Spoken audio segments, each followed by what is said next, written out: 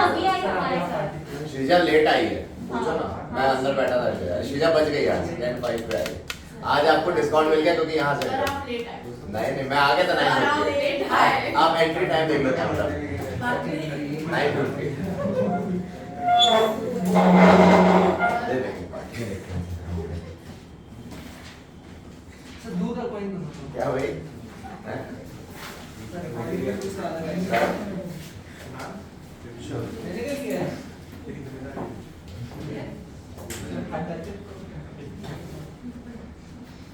क्या कह रहा है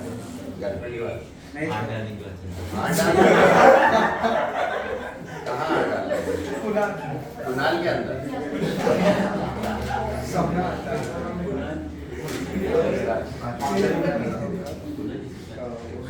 So, आज लास्ट टाइम हमने क्या किया था बताओ? फर्स्ट ऑर्डर काइनेटिक्स किया था कि नहीं?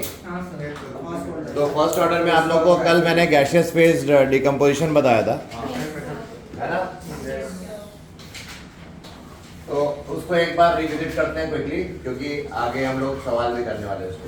तो gaseous phase decomposition for first order kinetics, ठीक है? मान लो जैसे SO2Cl2, इसकी थर्मल डिकम्पोजिशन जो होती है वो क्या होती है? कौन सी रिएक्शन है ये? फर्स्ट ऑर्डर है, जीरो ऑर्डर है? फर्स्ट ऑर्डर है ना, हमने बताया था। This reaction is first order kinetics. Now let, और मैंने बताया था फर्स्ट ऑर्डर के लिए ये भी बताया है K is equal to 2.303 by T log of A0 by AT। Bhumi please don't talk. A0 by AT बता, A0 की जगह हम इनिशियल PI लिख सकते हैं और PI by PT भी लिख सकते हैं। प्रेशर के टर्म में लिखना हो तो इनिशियल कॉन्सेंट्रेशन क्या होती थी? A0, तो उसी तरह इनिशियल प्रेशर क्या हो जाएगा? PI, और उसमें कॉन्सेंट्रेशन एट टाइम T क्या होता था? AT। तो यहाँ प्रेशर एट टाइम T क्या हो जाएगा? PT। समझ में आया? तो ये चीज है। तो यहाँ पे हमारे पास T इक्वल टू 0 पे इनिशियल प्रेशर कितना था? PI, और इसके 0 0 तक कुछ नहीं था उस समय। जब T equal to some time T निकल चुका है ना, तो इसका कितना बचेगा?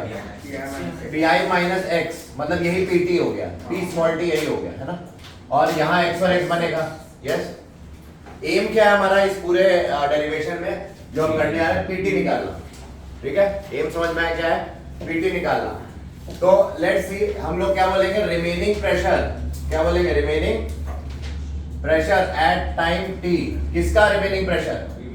SO2Cl2 के बारे में बात हो रही है ना? SO2Cl2 का remaining pressure at time T कैसे दिया जाएगा? PT is equal to PI minus X, आया ना? यही तो है PT रिमेनिंग। तो ये इक्वेशन हो गई 1, समझ में आया? और SO2Cl2 की इनफैक्ट टोटल प्रेशर क्या होगी कंटेनर में?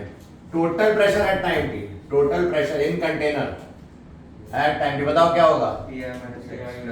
दिस प्लस दिस है ना, इन तीनों का सम होगा। तो हम बोलेंगे किसको? P कैपिटल T से रिप्रेजेंट कर रहे हैं। टोटल प्रेशर को कैसे रिप्रेजेंट कर रहे हैं? P capital T। तो यहाँ पे क्या हो जाएगा? PI minus X plus X, है ना? समझ में आया? यहाँ तक समझ में आया? ऐड कर दिया, ठीक है? तो यहाँ पे क्या होगा? X और X कट जाएगा, तो क्या मिल गया? PT is equal to PI minus X। तो यहाँ से X आ जाएगा क्या? प्लस X आ जाएगा क्या? तो PT माइनस PI हो जाएगा। हाँ, PT माइनस PI, ये इक्वेशन 2 आ गई। अब यहाँ से सब्स्टिट्यूट कर दो 2 in 1। सब्स्टिट्यूटिंग क्या बोलो? 2 in 1 किया तो क्या हो गया? PT की जगह PT equal to PI minus X की जगह क्या डाल दें वहां पे? यहाँ तक आ गया। अब इसको जब सॉल्व करोगे मिल जाएगा 2PI minus PT। And therefore you can say that the first law के लिए जो रेट कांस्टेंट की इक्वेशन है 2.303 by T log ऑफ क्या लिख सकते हैं? PI अपॉन PT की जगह क्या डाल दें वहां पे?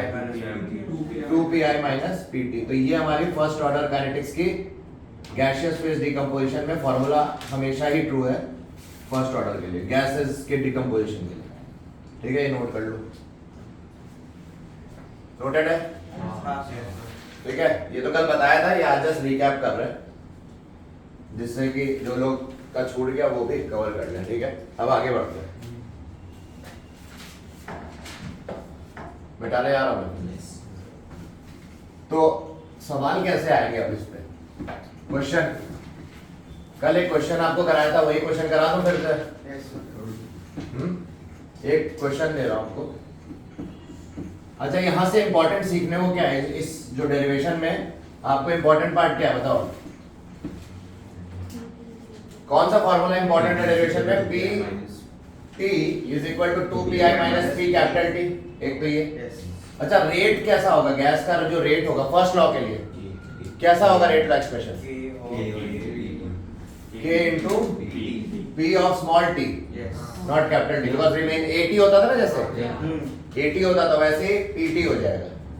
तो R is equal to K into PT लिख सकते हैं। तो यहाँ से PT निकालना, यहाँ डाल देना, और K कहाँ से निकालना? इधर वाले में से, है ना? यहाँ पे क्या डाल दोगे उस समय? 2pi minus px। समझ में आ रही बात? तो सब PT, सॉरी। तो सवाल कैसे आएंगे? आपको PT दे रखा होगा, PI दे रखा होगा, K निकालो और उस K को कहाँ डाल दो? यहाँ, और यहाँ से क्या निकालो? PT, उसको यहाँ डाल दो तो रेट आ जाएगा, रेट लॉ। ठीक है, रेट ऑफ रिएक्शन आ जाएगी। ठीक है, समझ में आया?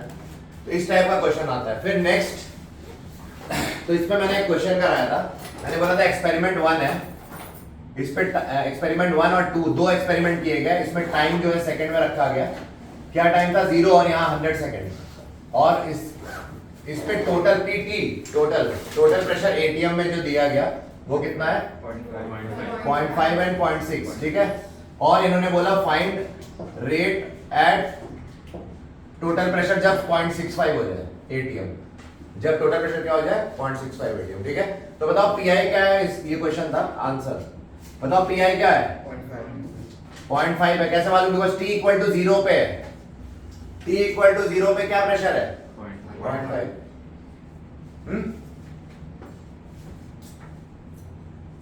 तो Pi आ गया तो, और Pt कितना है? एट t इक्वल टू 100, जब हमने टाइम 100 रखा सेकेंड, तो Pt कितना था? टोटल प्रेशर 0.6 है ना? तो यहां से हम K निकाल लेते हैं। K क्या होता है? 2.303 बाय T। T कितना डाल दें? 100 log Pi कितना है? Upon 2Pi minus Pt, 2 into Pi कितना? 0.5 माइनस Pt कितना? ये वाला रखें। समझ में आ रही बात? और इससे हमने K निकाल लिया, कुछ तो आ जाएगा। और उसके बाद हमने क्या किया? हमें निकालना था रेट। रेट के लिए फॉर्मूला क्या लगाया? ये। ठीक है, और Pt यहाँ पे क्या है? Pt को ऐसे लिख सकते हैं, चलो नेक्स्ट करते हैं।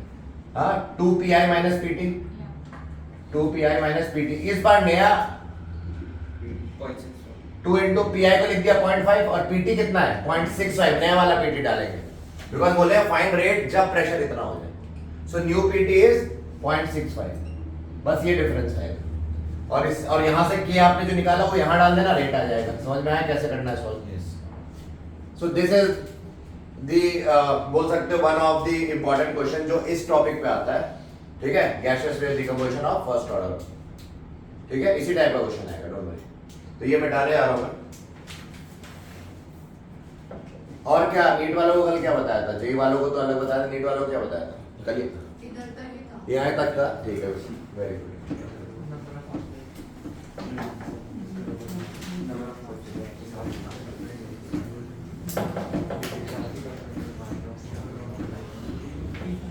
अरे आधे घंटे में हो जाएगा, पहले रिकैप करा ले, नहीं तो तुम लोग आके दिक्कत आएगी। ठीक है, सो यहाँ तक हमने कर लिया है। उसके बाद मैंने बताया था हाफ लाइफ के बारे में। ठीक है, मैंने बोला था n क्या है? मान लो ये x ले लें, x ले लेते हैं। x is number of half life, x is number of half life. ठीक है, तो नंबर ऑफ हाफ लाइफ का फॉर्मूला क्या होता है? Total time upon half life time upon half life time, मतलब capital T upon T half. ठीक है, ये हमारा किसका हो गया? नंबर ऑफ हाफ लाइफ का फॉर्मूला।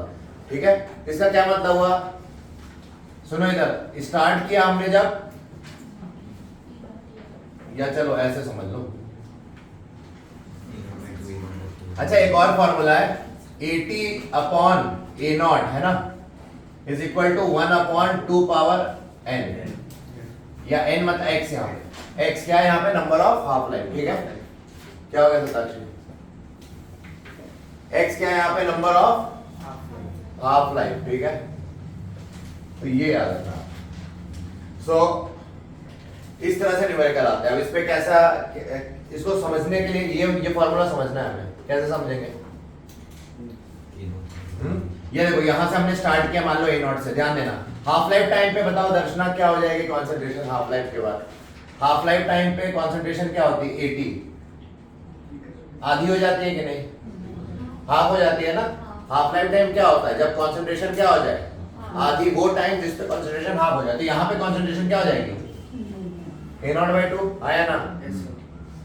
एक और हाफ लाइफ बीत गया, मान लो सेकंड हाफ लाइफ बीत गया, अब क्या हो जाएगी, A0/4, इसका भी आधा हो जाएगा। एक और हाफ लाइफ बीत गया, मान लो क्या हो जाएगा, A0/8, ठीक है, समझ रहे हो, ठीक है, कर लो ऐसे।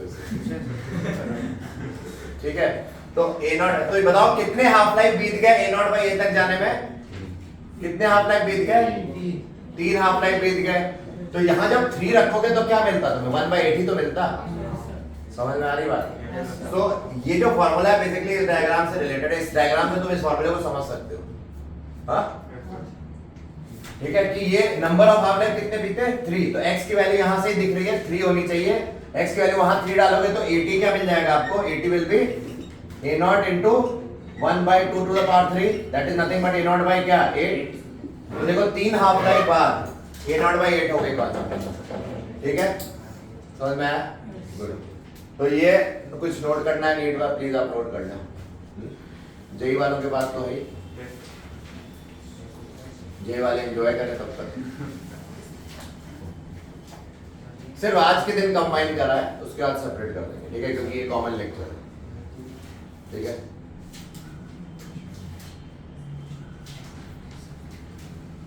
क्यों भाई, मुस्तान से समझ में आया तुमको? हाँ सर, ऐसे तो नहीं करोगे, मैं सब कुछ नहीं कर रहा था, क्वेश्चन बोला था। कहाँ डाल रहे हो तुम आज के?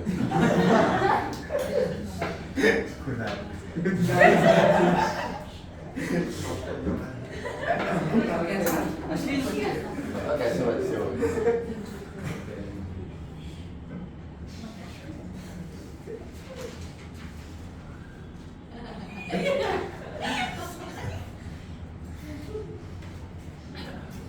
हटा दे।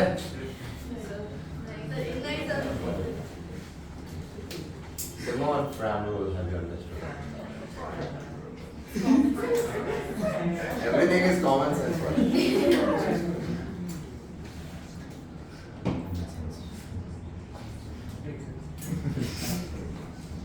हटा दे। Thank you so much. Have a good day. हाँ? Bye. वाह। तुम लोग पढ़ने की कोई इच्छा ही नहीं। तो उसका तो बाय। कोई आपसे बोलेगा अच्छा आपको शुभ दिन हो तो आप बोलोगे भागो यार। ठीक है, समझ में आ गया? कोई फॉर्मूला नोट कर लिया आप लोगों ने? नहीं नोट किया आपने? फोटो दे दी, ठीक है। तो अब एक क्वेश्चन करते हैं, देखो 87.5% ऑफ, क्वेश्चन क्या है, 87.5% ऑफ अ सब्सटेंस, और जेई वाले रिवाइज आप अपने आप से करो, मेंटली करो, है ना, सिमोन जैसे मेंटली करती वैसे करो। आज मेंटल डे है हम लोग का।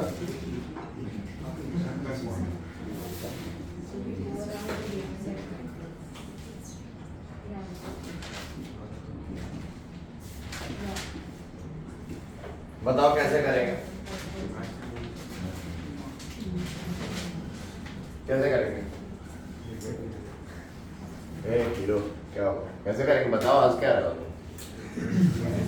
सवाल लेके खुश हो रहा है।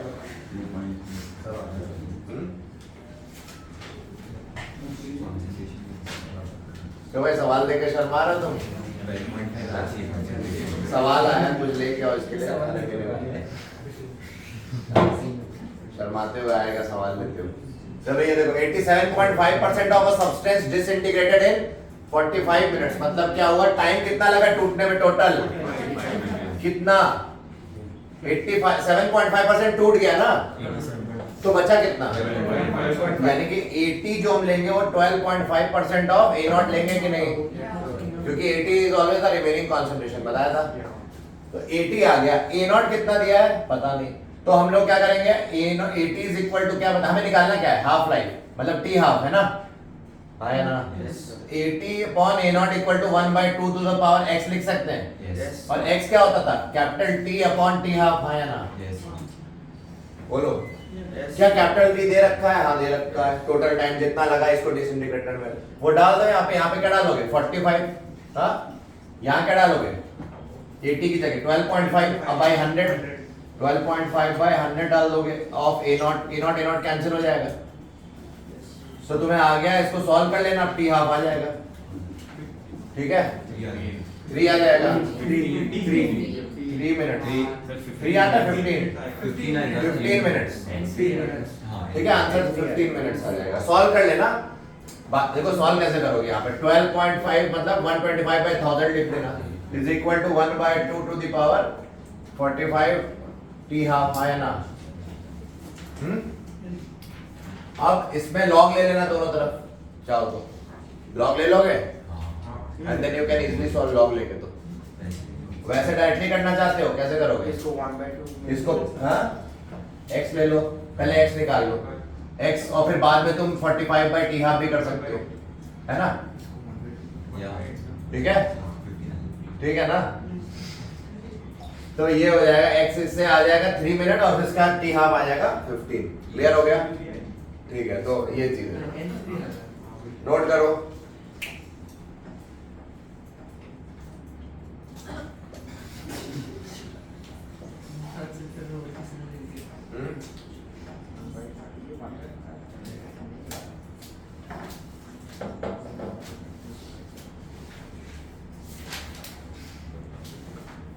क्यों भाई नोट कर रहे हो हाथों से? अरे नोट करो।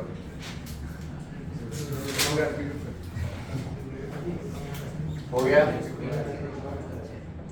कर लोगे अब? कैसे करना समझ में आ गया? इजी, मिटा दे।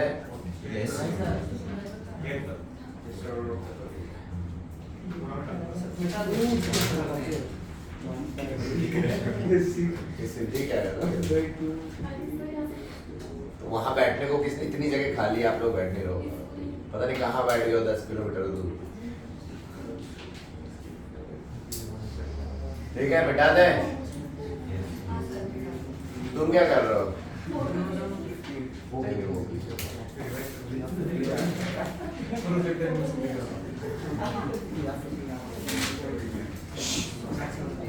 अब एक क्वेश्चन करते हैं। आपको ग्राफ दिया हुआ है LNR वर्सेस T का, किसका? LNR versus T। और आपको बोला हुआ है इसका ऑर्डर निकाल, इस ग्राफ को ऐसे दिया हुआ है मैंने, तो बोला है इस रिएक्शन का ऑर्डर निकालो, है ना, यूनिट ऑफ रेट कांस्टेंट निकालो, यूनिट ऑफ रेट कांस्टेंट निकालो, और फिर बोला हुआ है हाफ लाइफ निकालो, है ना। उसके अलावा क्या निकालने बोला? स्लोप निकालो। अच्छा, और उसके बाद बोला प्लॉट ln(8r/r0 वर्सेस क्या t का ग्राफ भी प्लॉट करो। ये 5 चीजें करनी है इसमें। ये ग्राफ देके बोल रहे हैं ये 5 चीजें करो, समझ में आया? yes. तो क्या क्या हो जाएगा बताओ, कैसे करेंगे? रुक जाओ, r0/r का ग्राफ चाहिए, हाँ ठीक है। तो ऑर्डर क्या है? कैसे मालूम? क्योंकि आपको मालूम है ln r is equal to minus kt plus ln r0, हाँ या ना? भाई rt लिखते थे ना, और t नहीं भी लिखा भी चलेगा, समझ में आया? ये किसकी कोई जरूरत थी? ये इस ग्राफ से मैच कर रही है कि नहीं? तो बताओ स्लोप, तो ये ऑर्डर तो आ गया क्या 1, यूनिट ऑफ k, क्योंकि फर्स्ट ऑर्डर के लिए यूनिट क्या होती है? पर सेकंड, है ना, या पर मिनट, कुछ भी ले सकते हैं। और हाफ लाइफ क्या होगी? 0.693/k, आंसर आ गया, है ना। हाफ लाइफ का फॉर्मूला ये तो होगा। और स्लोप क्या है? माइनस k, क्योंकि ये देखो ये y is equal to mx plus c, y is equal to mx plus c, तो यहाँ पे m क्या है k माइनस के, इसका इस ग्राफ का स्लोप जो है वो माइनस के आ गया। यहाँ तक समझ में आएगा? अब इन्होंने क्या बोला है कि प्लॉट इसका ग्राफ भी प्लॉट करो। तो हमें मालूम है क्या कि फर्स्ट ऑर्डर के लिए ये इक्वेशन भी होती है इक्वल टू kt, हाँ या ना बोलो? अरे 1/t होता था ना, मैंने उधर फेंक दिया।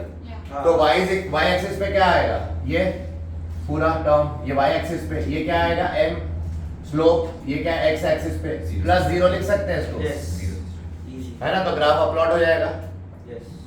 कैसे प्लॉट होगा देखते हैं। ये देखो ग्राफ कैसे प्लॉट होगा। ln r0 by r versus t। बताओ स्लोप क्या है इसका?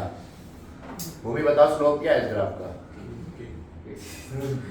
किसको पूछ लिया? बताओ यहाँ c की वैल्यू क्या है? 0, y इंटरसेप्ट पे 0 है और ग्राफ स्ट्रेट लाइन है, प्लस k है ना स्लोप, तो स्लोप क्या हो जाएगा? Plus k। ऐसे ऊपर लाइन ऐसे चली जाएगी। Got it? ये सो नोट कर लो अब। ये प्लॉट हो गया r0 वर्सेस r का versus t। ln r0 by r versus t। क्या कहानी सुना रहा था? हाँ, विक्रम वैताल देख लिया क्या तुमने? एक दूसरे के पीठ पे हाँ? कहाँ लटक रहे हो तुम? हाँ?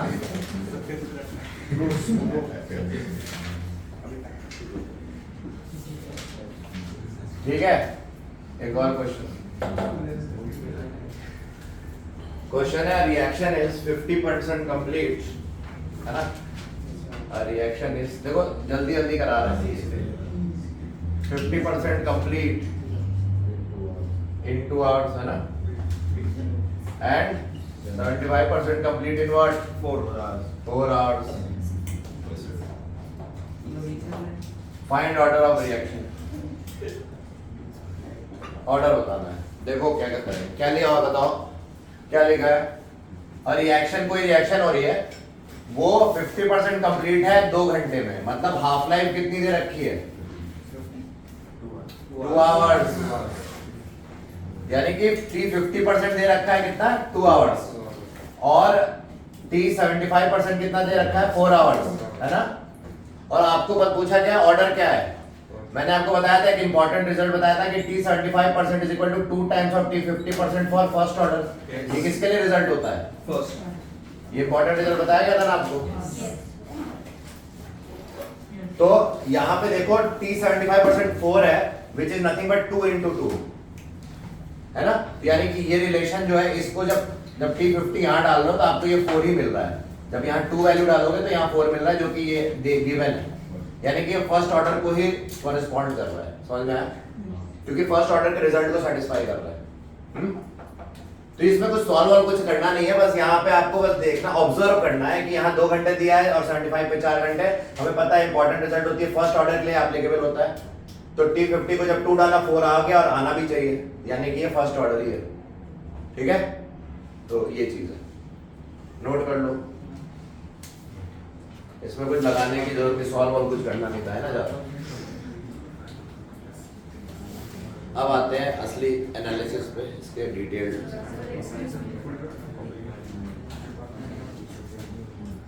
क्या हो गया? बहुत खुश लग रहा है?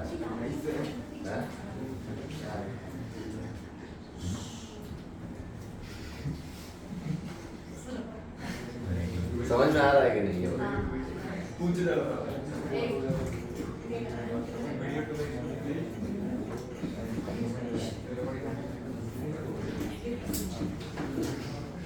मिटा दे, मिटा दे। देखो नीट वाले क्या करें, जेई वालों की बुक में ये ऑलरेडी इंफॉर्मेशन दे रखी है ना, उनसे ले लें, क्योंकि ये ऑलरेडी उनको करा दिया गया है। बस ये क्विक रिकैप है आपके लिए, क्योंकि आगे का पार्ट कॉमन है, तो मैंने बोला वो करा देते हैं। अब यहाँ देखो, मैंने लास्ट टाइम एक क्वेश्चन और बता देता हूँ आपको, ये लिख लो, नीट में आया था। नीट का क्वेश्चन है वैसे तो, पर जेई में भी रेलिवेंस है इसका। The half life of a substance in a certain enzyme catalyze reaction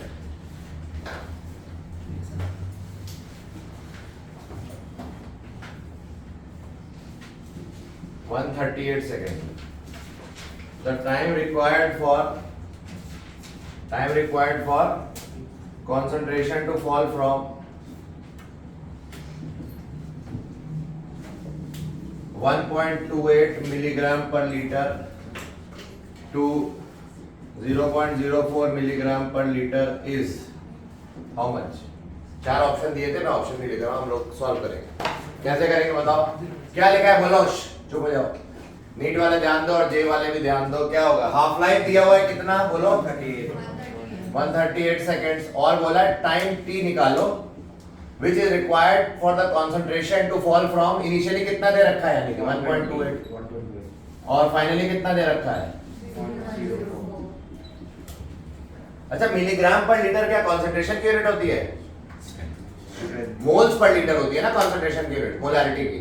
यहाँ ग्राम पर लीटर मतलब स्ट्रेंथ है, मिलीग्राम पर लीटर मतलब अगर हम यहाँ पे मोलर मास क्योंकि सेम ही सब्सटेंस है तो उसके मोलर मास से भी डिवाइड करते हैं तो हमें मिल ही जाता वो कॉन्सेंट्रेशन, है ना। तो इसलिए हम इसको कॉन्सेंट्रेशन की तरह ट्रीट कर रहे हैं, ठीक है। हम इसको कॉन्सेंट्रेशन की तरह ट्रीट इसलिए कर रहे हैं क्योंकि ये मोलारिटी ही है एक तरीके से, ठीक है। डिवाइड बाय मोलर मास कर दोगे मोलारिटी हो जाएगी। बताओ अब क्या लिखे? हमने आपको फॉर्मूला बताया AT बाय क्या? A not is equal to क्या? 1 by 2 T by T half आया ना। इसमें वैल्यूज डाल दो, आ जाएगा 690। इस बार कैपिटल T निकालना है, स्मॉल t 130, ये T हाफ 138 डाल देना, है ना। नीट में डायरेक्ट क्वेश्चन दिस। और अगर क्योंकि यहाँ देखो यहाँ क्या कोई ऑर्डर लिखा है क्या आपको ये बताओ? अगर फर्स्ट ऑर्डर होता तो हम क्या करते, पहले k निकाल देते हैं ना, by t log of a not by AT करके। इससे हम क्या करते, पहले क्या निकाल देते? t कौन सा डालते? यही तो निकालना है अपने को, यही तो निकालना होता। और k की जगह हम लिख देते 0.693 बाय t हाफ, तो आ जाता। लेकिन यहाँ पे ऑर्डर दिया है क्या? नहीं, तो हम ये इसलिए ये वाला फॉर्मूला यूज कर रहे हैं, ठीक है। इवन दो मतलब इसलिए अगर ऑर्डर दिया होता फर्स्ट ऑर्डर तो आप इस फॉर्मूले से लगा सकते हो, ठीक है ना। और अगर कुछ नहीं दिया है तो आप ऐसे जनरल निकालोगे, नोट कर लो। ये मिटा देता हूं मैं नीचे वाला। नीट का ये सवाल कितना आसान है कि नहीं? फॉर्मूला बेस्ड, सब कुछ फॉर्मूला बेस्ड है, डायरेक्ट उसी से आएगा, ठीक है, नोट से।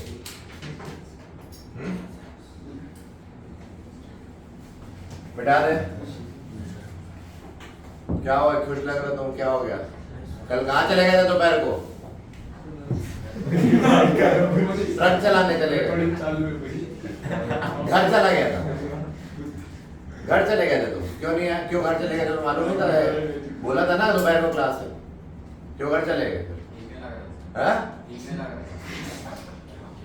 ठीक नहीं लग रहा। क्या ठीक नहीं लग रहा है? क्या आजकल ठीक क्या नहीं लग रहा है तुमको? मिटा दे। क्यों नहीं बोलोगे तो मिटेगा। तुम लोग ऐसे भी नीट वाले कॉपी कर ही लोगे उससे, तो कोई प्रॉब्लम नहीं है।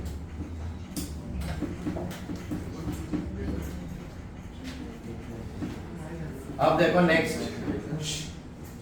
अच्छा बात नहीं करो, बस ज्यादा बचा नहीं, इन लोगों का थोड़ा सा ही बचा है। तो मैंने इनको ये बताया था, अब सुनो मेरी बात ध्यान से। नया टॉपिक टी हाफ जो होता है वो डायरेक्टली निकाल सकते हो, a not to the power n-1।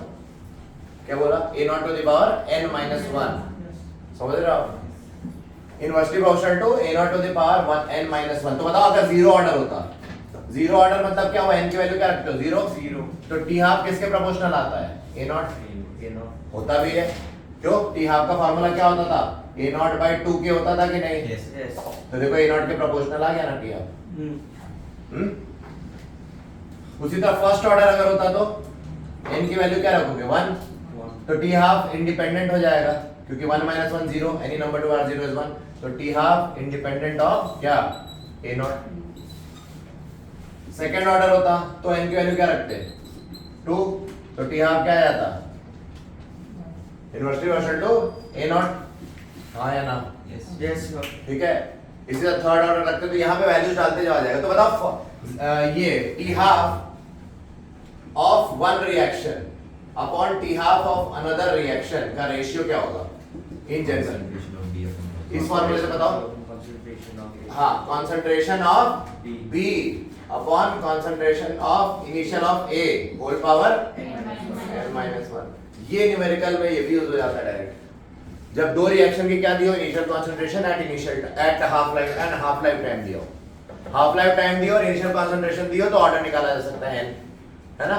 अच्छा, अगर मैं दोनों तरफ क्या करूं, लॉग वॉग ले लूं तो मुझे लॉग के टर्म में आ जाएगा। देखो क्या आ जाएगा, इसी फॉर्मूले को अगर मैं दोनों तरफ लॉग ले लूं तो मुझे मिल जाएगा 1 plus log T half B minus log T half A whole upon T sorry A not B, A not A minus A not B. सही है, देखो एक बार लॉग लॉग लॉग है ना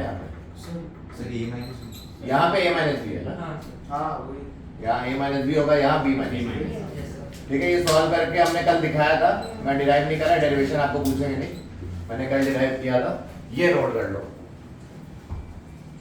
ये बात आप लॉग ले लेना दोनों तरफ, बाकी तो मैथ से दोनों तरफ लॉग लेके निकाल लेना, आ जाएगा। मतलब बताओ, सुनो एक मिनट रुक जाओ, ये फॉर्मूला सिमोन, क्या ये फॉर्मूला और ये फॉर्मूला सेम है? हाँ सेम ही है ना, यस सर, है ना? ये और सिंपलीफाई कर दिया, इतना कॉम्प्लेक्स चीज को सिंपल पे लिखने का तरीका ये, सीधा ऑर्डर निकलेगा, है ना? Got it? यस। तो एक क्वेश्चन करेंगे अब, नोट करो, पहले नोट करो, ठीक है?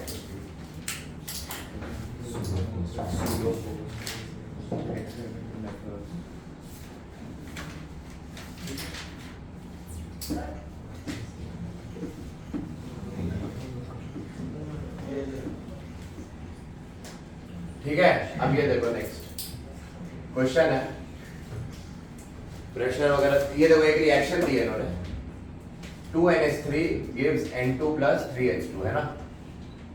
ठीक है, ये क्वेश्चन है। और इन्होंने क्या बोला है, इसमें प्रेशर दिया हुआ है और हाफ लाइफ दिया हुआ है। प्रेशर कितना है 50, जब प्रेशर है तो हाफ लाइफ कितनी दी है 3.52, जब प्रेशर 100 है तो हाफ लाइफ है 1.82, और जब प्रेशर 200 है तो हाफ लाइफ है 0.93। ठीक है, तो पूछा क्या है, ऑर्डर निकालो। निकाल लोगे, कैसे निकालेंगे बताओ? भाई P ऑफ देखो, ये देखो, ये A एक्सपेरिमेंट मान ले, इसको B एक्सपेरिमेंट मान ले, इसको C एक्सपेरिमेंट मान ले, आया ना? यस। A एक्सपेरिमेंट का डेटा क्या है, जब प्रेशर 50 था, हाफ लाइफ उस रिएक्शन के लिए कितनी है 3.5। तो अब सुनो, यानी कि PA हमें दिया हुआ है 50 और T हाफ A कितना दिया हुआ है 3.52, हाँ या ना? यस।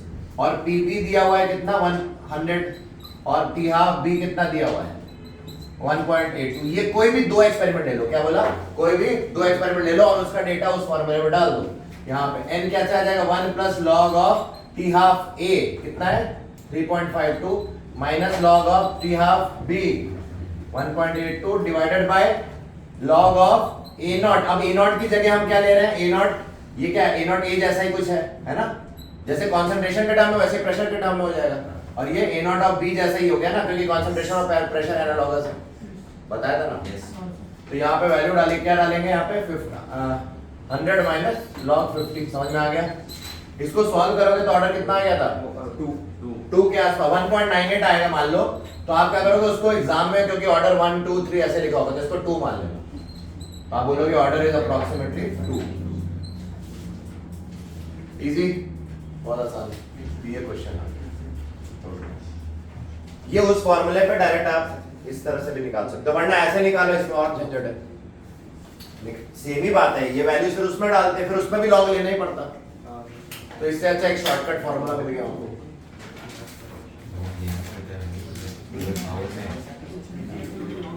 इजी है, नींद आ रही है, आज बच गया।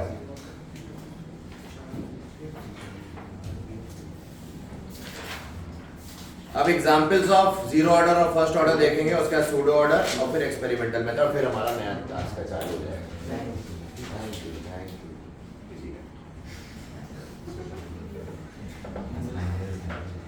आपको आ रहा है लास्ट बेंच समझ में? वो सिद्धि भाग गई क्या क्लास से बाहर? अच्छा आप वहाँ तुम्हारी नियत सही नहीं लग रही, हाई क्यों बोल रहे हो? वही बात, तुम्हारी नियत भी सही नहीं लग रही, क्या करके आए? फर्स्ट के बजे लेने का फर्स्ट के तेरे ले हाय हाय क्यों कर रहा तुम लोग मिलके? लो हाय हाय कर रहे हैं सिलेक्शन ठीक है, मिटा रहा हूँ, लिख ही लिया होगा आप लोगों ने, है ना?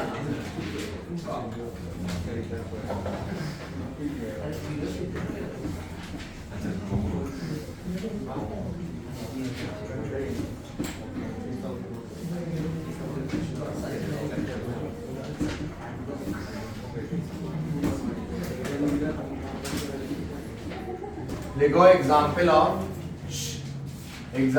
Of zero order reaction. पहले देखेंगे जीरो ऑर्डर के एग्जाम्पल।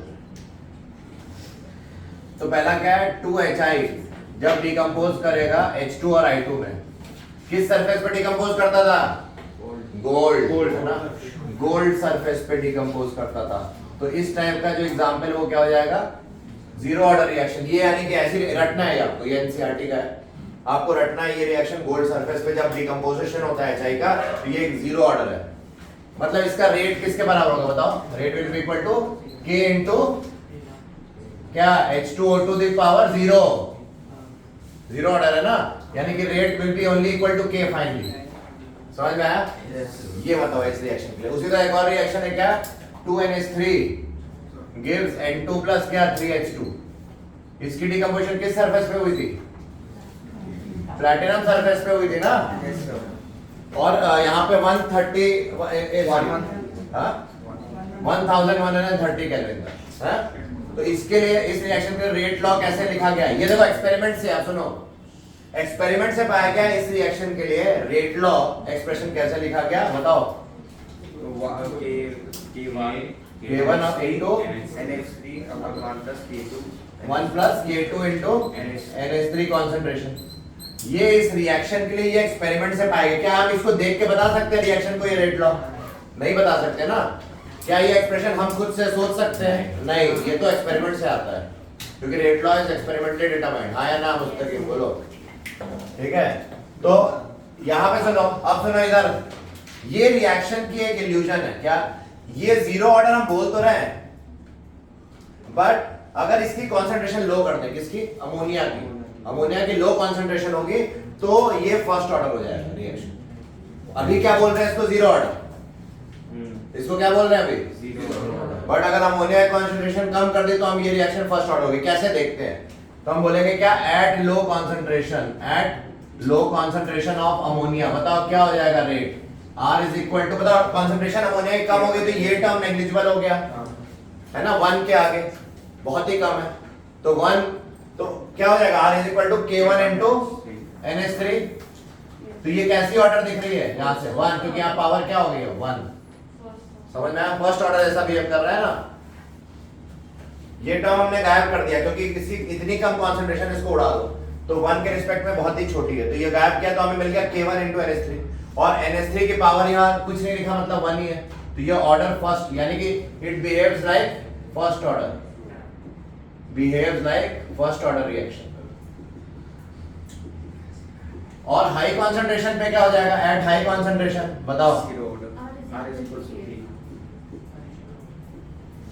हाँ देखो कैसे हाई कॉन्सेंट्रेशन पे क्या होगा कि ये वैल्यू काफी बड़ी हो जाएगी, हाँ या ना? तो 1 को इग्नोर कर देंगे हम, उल्टा करेंगे। अब हाई कॉन्सेंट्रेशन पे ये कॉन्सेंट्रेशन टर्म बढ़ जाएगा तो 1 बहुत नेग्लिजिबल हो जाएगा, हाँ या ना? तो दिस बाय दिस हो जाएगा, यानी कि ये इक्वेशन ऐसी बन जाएगी, R इज इक्वल टू क्या? K1 bye K2। क्यों? क्योंकि NH3 कट चुका है ना, ये गायब कर दो ना तो ये NH3 कट जाएगा ना फिर। Yes sir. क्योंकि 1 को हम इग्नोर कर देंगे हाई कॉन्सेंट्रेशन ऑफ अमोनिया में, तो NH3 कट गया तो क्या मिला? K1 बाय K2, और ये एक नया रेट कांस्टेंट K बोल दिया इसको, सो देखो जीरो ऑर्डर आ गया ना, therefore r is equal to क्या आ गया के ये इक्वेशन कब होती है जीरो ऑर्डर के लिए, so it behaves like zero order. तो ये कह देना कि ये रिएक्शन हमेशा जीरो ऑर्डर है, सही है गलत? गलत।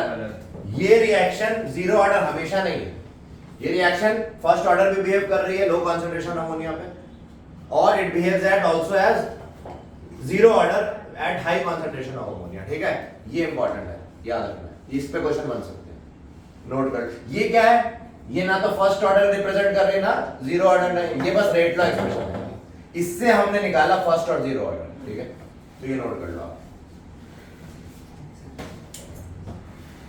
तो ये दो एग्जाम्पल इंपॉर्टेंट है हमारे जीरो ऑर्डर के, और अब हम फर्स्ट ऑर्डर के भी एग्जाम्पल देखेंगे, जल्दी करो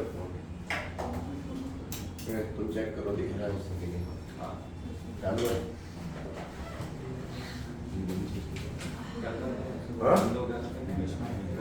हाँ वो गायब हो गया कल का, इसीलिए फिर से करना पड़ा। अच्छा ही हुआ, अच्छा हुआ ना, इन लोगों को फायदा हो गया।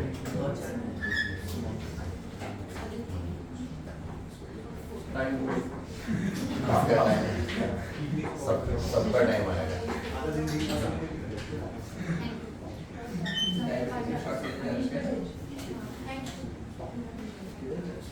क्यों भाई लास्ट बेंच क्या कर रहे हो, मोबाइल क्यों कर रहे हो? हो गया फोटो? पढ़ाई वढ़ाई समझ में आ रही है कि नहीं? यहाँ पे यहाँ नहीं आए तो कहीं नहीं आएगी, ध्यान दो। क्यों भाई हमजा कैसा चल रहा है?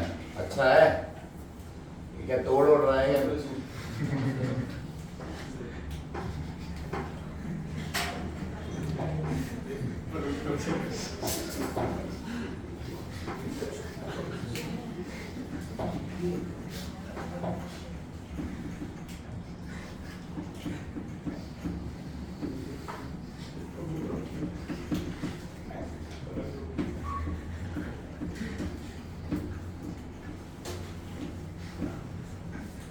एग्जाम्पल ऑफ क्या? First order of the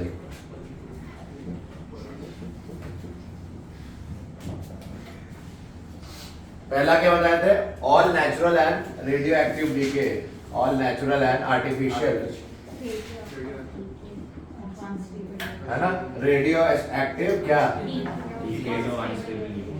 DK of unstable nuclei, है ना? मैंने बताया ये आपको फिजिक्स में भी पढ़ाया जाएगा, अच्छे से पढ़ाया जाएगा। वहां पे 12th में ग्राफ होता है स्टेबल न्यूक्लियाई अनस्टेबल का।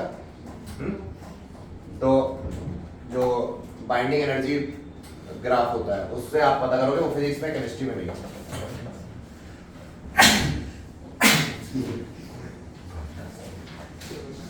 तो रेडियम का 226 आइसोटोप लिया, हीलियम 4 और 2 में बदला, और ये रुथेनियम बन गया 222। ठीक है ना? यही था, यही बताया था हमने, देख लो इस बार। हाँ 86, यहाँ 86 होगा, यहाँ क्या होगा 84।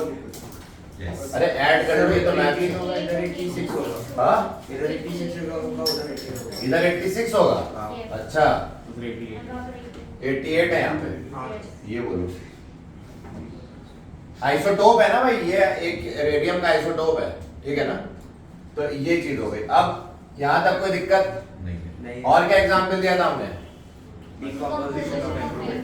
और N2O5 का डिकम्पोजिशन। N2O5 जब हीट करते हो तो NO2 और हाफ O2 में टूटता है कि नहीं, बोलो?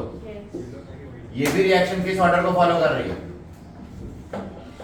पढ़ाई कर लो बेटा, नहीं तो क्या काम से तुम बाहर निकाल दी जाओगे। ये नेक्स्ट क्या बताया था? N2O का भी डिकम्पोजिशन जो है वो भी क्या है? First order kinetic. और क्या? SO2Cl2 का भी, जो अभी हमने बताया, उसका भी डिकम्पोजिशन क्या था? First order. ठीक है, समझ में आ गया? तो ये हमारे 4 एग्जाम्पल याद रख सकते हो, और भी होते हैं पर ये 4 ही याद रखते। ठीक है, अब सुनो, फर्स्ट ऑर्डर जीरो ऑर्डर हो गया, समझ में आ गया, कोई डाउट नहीं है। अब हम पढ़ेंगे सूडो फर्स्ट ऑर्डर रिएक्शन। क्या पढ़ेंगे बोलो? Pseudo first order reaction. देखो सूडो ऑर्डर रिएक्शन, सूडो मतलब फॉल्स बताया था। सूडो मतलब होता है कि ऐसे रिएक्शन जिनका रेट हायर ऑर्डर का लग रहा हो, बट एक्चुअली क्या है? First order. हाँ मतलब फर्स्ट, क्योंकि सूडो फर्स्ट ऑर्डर मतलब फॉल्स दिख रहा है पर है फर्स्ट। देखो जैसे एग्जांपल देखो, जैसे मान लो हमारे पास ये आया inversion of cane sugar. Example क्या है इसका? Inversion of cane sugar. इसमें क्या होता है? ये केन शुगर कैसा होता है? C12H22O11। इसको पानी में डालोगे एसिडिक मीडियम में, क्या बनेगा? ग्लूकोज और फ्रुक्टोज। ठीक है, इस रिएक्शन का नाम क्या दिया गया? Inversion of cane sugar. ये केन शुगर है। केन शुगर को पानी में डालोगे क्या होगा? ग्लूकोज फ्रुक्टोज बनाएगा। हाँ आया ना? तो इस रिएक्शन के रेट लॉ कैसे लिखना चाहिए था हमें? C12H22O11 into H2O। बताओ ऑर्डर क्या दिख रहा है इस रिएक्शन से? 2। ऐसा लग रहा है कि ऑर्डर क्या है? 2। लेकिन H2O की कॉन्सेंट्रेशन अगर बहुत लार्ज हो गई, क्या बोला? इसकी कॉन्सेंट्रेशन क्या है?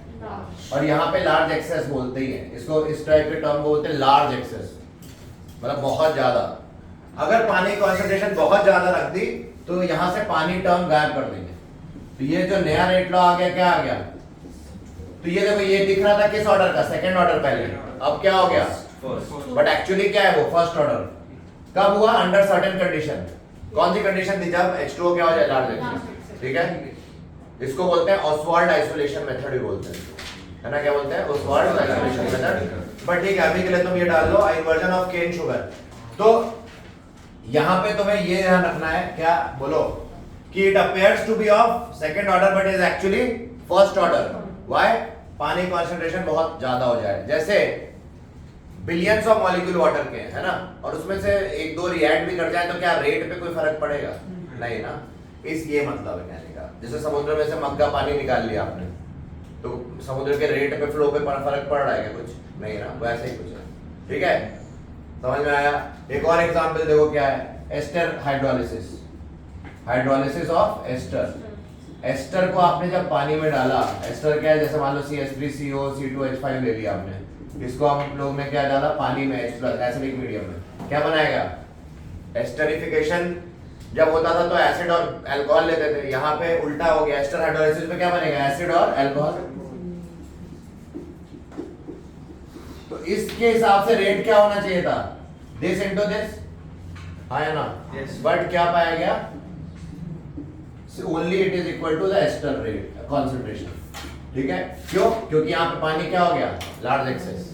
वाटर क्या हो गया? यहाँ पे लार्ज एक्सेस। ठीक है, उसके कारण क्या हो गया? रेट सिर्फ इस पे डिपेंड कर रहा, पानी पे डिपेंड नहीं कर रहा कॉन्सेंट्रेशन। ठीक है, गॉट इट? तो ये दोनों रिएक्शन सूडो फर्स्ट ऑर्डर है। तो हम क्या बोलेंगे? What is the definition of pseudo first order? Reaction which appears to be of क्या? of different of higher order, चलो बोल दो, but is actually of first order, but acts as first order due to why? Under certain conditions। under कौन सी condition है वहां पे? certain condition मतलब क्या हो गया? पानी क्या हो जाए? या one of the reactant large access में हो जाए। जरूरी नहीं पानी हो, कोई भी रिएक्टेंट हो लार्ज एक्सेस में हो जाए। यहाँ हमारे एग्जांपल में पानी हो, हमारे एग्जांपल में क्या है वो? रिएक्टेंट पानी। बट एक कोई भी अगर लार्ज एक्सेस में हो जाएगा उसको इग्नोर कर देंगे रेट लॉ। ठीक है, तो ये नोट कर लो, ये सारी बातें बताई गई थी। और अब लास्ट पार्ट जो हमने कल किया था वो कर ले और उसके बाद आगे बढ़ते हैं। ठीक है, experimental methods to determine order देखते हैं।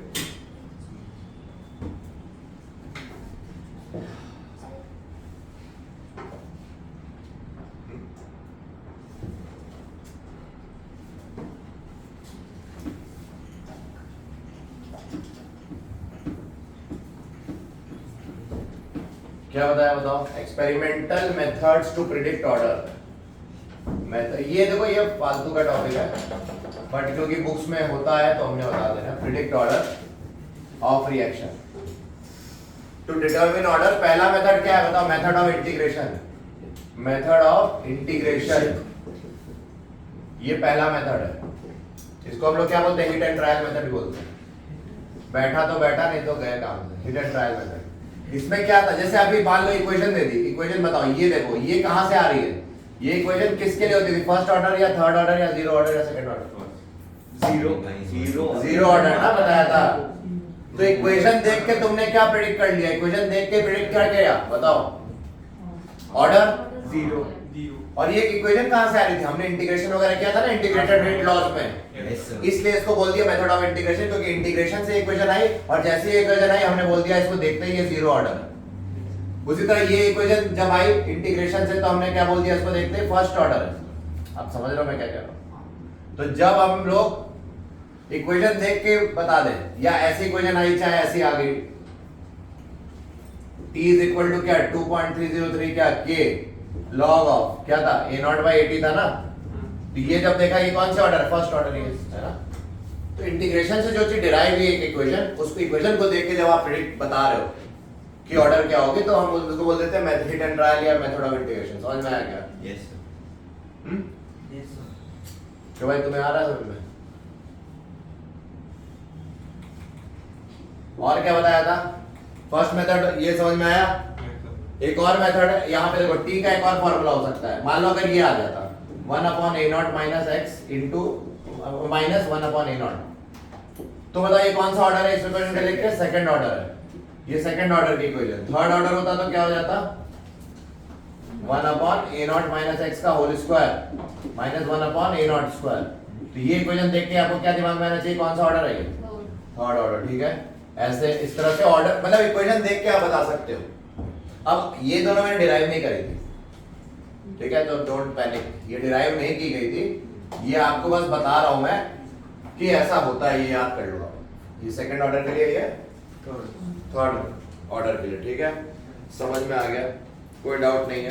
तो ये पहला मेथड हो गया। दूसरा मेथड क्या है? To predict order. बताओ।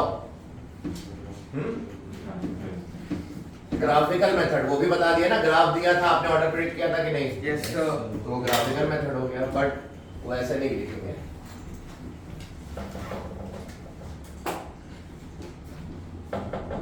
ग्राफिकल मेथड, ठीक है। तो ग्राफिकल मेथड में क्या होता है कि अगर देखो इस यहाँ पे मैं लिख देता हूं, पहले आप मुझे बताना, ठीक है? मैं लिख रहा हूं, इफ ए लॉग ऑफ, मान लो मैंने लिखा a0 minus x versus t, if यहां लिख रहा हूं 1/a0 minus x versus t, क्यों भाई? a0 minus x versus square versus t, है ना? If 1/a0 minus x n power n minus 1 versus t, चार ग्राफ दिए हैं, ठीक है? और मान लो चारों स्ट्रेट लाइन है। क्या है बोला? ये ग्राफ जो आया ये क्या आया बोलो? जो आपने प्लॉट किया आपको, यानी कि ग्राफ दिया एग्जाम में इसका वर्सेस ये, तो पूछा ऑर्डर बताओ, और वो स्ट्रेट लाइन दे रखा है। क्या दे रखा है?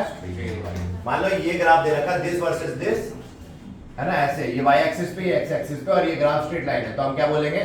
सॉरी ऐसा या ऐसा, क्या बोलेंगे? कौन सा ऑर्डर है? फर्स्ट ऑर्डर है, ठीक है, ये तो पता ही आपको। फिर इसके लिए क्या बोलेंगे? अगर ये स्ट्रेट लाइन है तो सेकंड ऑर्डर। अरे यहां देखो ना, ये किस ऑर्डर के लिए था? सेकंड। ये किस ऑर्डर के लिए था? थर्ड। तो अगर इसका ग्राफ स्ट्रेट लाइन होगा तो हम बोलेंगे थर्ड ऑर्डर है, ठीक है? यहाँ पे स्ट्रेट लाइन होना चाहिए, मतलब लीनियर ग्राफ होना चाहिए बस। और यहाँ पे भी अगर स्ट्रेट लाइन है तो क्या बोलेंगे? बताओ कौन सा ऑर्डर है? बताओ यहाँ ऑर्डर क्या है? nth ऑर्डर है ना? जब यहाँ n की वैल्यू 3 डाली थी तो 2 मिला था ना, 1 डाली थी तो 0 मिला था। तो कहने का मतलब यहाँ पे ये ऑर्डर हो गया nth ऑर्डर, ठीक है, इन जनरल, ठीक है? तो बस ये आपको ग्राफिकल मेथड, आप ग्राफ देख के बता दो जब ऑर्डर, तो वो ग्राफिकल मेथड हो गया। तो ग्राफ पे हमें बस देखना क्या, y एक्सिस पे क्या है, x एक्सिस पे क्या है, उससे हम पता कर लेंगे। आधी चीजें तो ऐसी हो जाएंगी, ठीक है? और बताओ, ये हो गया second method. Third method, 5 method है टोटल। हाफ लाइफ मेथड, अच्छा हाई फाई लग रहा है। क्या है भाई हाफ लाइफ? हाँ भाई ये उसका आंसर क्या रहा है? Half life method. हाँ सर, राइट हूँ मैं। क्या है बताओ? Half life. अरे क्या हाफ लाइफ? एन वाला ना, हमने जो फॉर्मूला बताया याद है? एन इज इक्वल टू हमने बताया था 1 plus log of T half of A minus log of T half of B. ये हाफ लाइफ मेथड ना, हाफ लाइफ दिया हो तब ऑर्डर निकाल सकते हो कि नहीं इस फॉर्मूले से? Yes sir. हाफ लाइफ दिया हो तो ऑर्डर निकाला जा सकता है, यही है वो। है ना, ये बताया गया था आपको। ए नॉट मतलब इनिशियल कॉन्सेंट्रेशन, ठीक है। क्या छूछा कर रहे हो? ऐसे क्या कर रहे हो? थोड़ा सब्र करो, थोड़ा बर्दाश्त करना सीखो। खैर क्लास के बाद जो करना है करना है ना। सोचे ना मेरे साथ ही चल रहा है। अरे भाई क्या कुछ भी। तू देर बैठ भाई। कुत्ते की मुंह next is Van Hoff differential method. Van Hoff differential method. अब सुनो ये क्या है, आपको कंसंट्रेशन का मान लो C1 कंसंट्रेशन दी है, उसका डिफरेंशियल दिया तो क्या होता है? अरे रेट लॉ एक्सप्रेशन मालूम है, डिफरेंशियल रेट लॉ यस क्या बताया था? ऑफ C1 हो जाएगा कि नहीं? और डिफरेंशियल रेट लॉ मान लो दूसरे रिएक्टेंट के लिए ये दी हुई है, तो ये आप निकाल लोगे पहले तो। क्या ये चीज, ये कहां से निकालोगे? ग्राफ से। कैसे? y2 minus y1 upon x2 minus x1 होता है ना, स्लोप। तो ये स्लोप ही तो है, निकाल लोगे आप। और वो उसके बाद ये निकाल लिया तो आपको ऑर्डर निकालने के लिए क्या फॉर्मूला लगाना है? Log of minus dc1 by dt minus log of क्या? Minus dc2 by dt upon log of upon क्या? लॉग c1 माइनस लॉग, बताया। ये निकाल सकते हो, इस फॉर्मूले से ऑर्डर निकाल सकते हो, ठीक है ना? समझ में आया? पहले क्या करोगे? ये निकाल लोगे ये टर्म्स, उससे तुम्हें, या ये कैसे निकालोगे? हो सकता है ये वैल्यू दी उससे निकाल लो, है ना? कंसंट्रेशन दिया होगा उससे ये आ जाएगा, इसकी कॉन्सेंट्रेशन यहाँ C2 होगा, यहाँ इसकी कंसंट्रेशन दिया ये आ जाएगा। Yes sir. और उसके बाद तुम इन वैल्यूज को उठा के इस फॉर्मूले में डाल दो, ये एक नया फॉर्मूला आ गया आपको ऑर्डर निकालने का, नोट कर लो।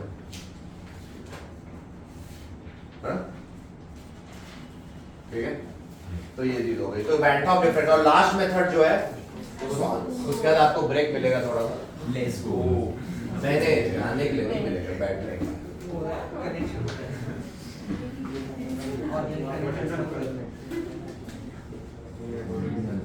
ओसवाल्ड्स क्या?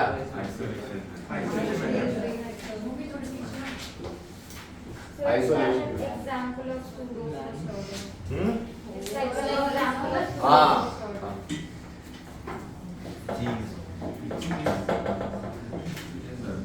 ठीक है। ओसवाल्ड एडिशन सुनो इधर, N1A plus N2B plus N2C N3C। बात ना करो यार, जल्दी देख लो, ब्रेक मिलना ही है, नहीं चाहिए ब्रेक? चाहिए हाँ? फिर छूते छाते रहना चाहिए, ठीक है। यहाँ देखो, मान लेते हैं if A and C are in क्या? लार्ज एक्सेस है। देखो वैसे रेट लॉ क्या होना चाहिए इसका, इसके लिए वैसे आइडियली रेट लॉ क्या होना चाहिए? R is equal to K into A power क्या? अल्फा। N1 मत लिख देना, जरूरी नहीं N1, और B power beta, C power क्या? गामा। मान लेते हैं, हमने मान लिया।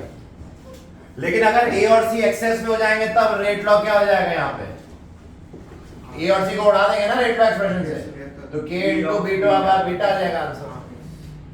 क्यों? क्योंकि A और C एक्सेस में है ना। होना क्या चाहिए था? ये होना चाहिए आइडियली रेट लॉ, बट हो क्या गया ये, क्योंकि A और C उड़ा देंगे एक्सप्रेशन। तो ये ओसवाल्ड आइसोलेट कर दिया हमने, A और C को बोला जाओ यहाँ से, ठीक है। ऑब्वियसली रेट कांस्टेंट बदलेगा, कोई बड़ी बात नहीं। समझ में आ गया? तो अभी के लिए इतना, अभी ब्रेक लेते हैं, फिर से रिविजिट करते हैं।